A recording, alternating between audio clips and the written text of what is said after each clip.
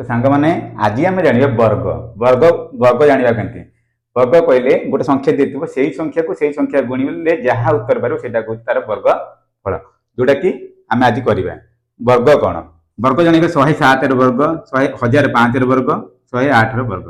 आम केमती जाना तो 107 को 107 गुणिले आम तार प्रकृत उत्तर पाई आम से मध्यम करवा नहीं आम कौन करवा देखिए प्रथम आधार जाना आधार कौन ना 1 शून्य जो गोटा संख्या बसो आधार कहती जोटा कि 10 100 1000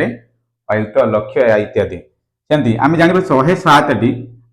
कहार निकटवर्ती अटे तो 107 टी 100 निकटवर्ती अटे तो 107 को आम जाना गले आधार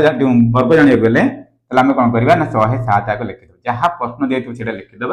107 107 रु ये केते अधिक अच्छी 107 100 रु केते अधिक अच्छी ना 07 अधिक अच्छी 100 रु 107 7 अधिक से 114 ठीक अच्छे तो एबे कौन करवा ना 7 वर्ग काढ़ा 7 वर्ग केते ना 7 वर्ग है 49 तो ये 114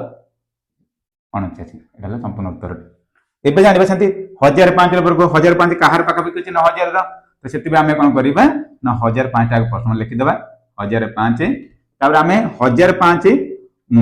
1000 रु केते अधिक अच्छी ना 5 अधिक तो आम लिखा 0.05 तो केते गला ना 1010 1010 हो गला एबे कौन करवा ना 5 वर्ग काढ़ा 5 वर्ग है 25 बाप गोटे शून्य बचो क्या आधार 3टा शून्य थी 0.25 लिखा 0.25 तो एबे आपण मन पे प्रश्न आपण माने यार उत्तर कमेंट माध्यम रे जणांतु। रहुची जय जगन्नाथ।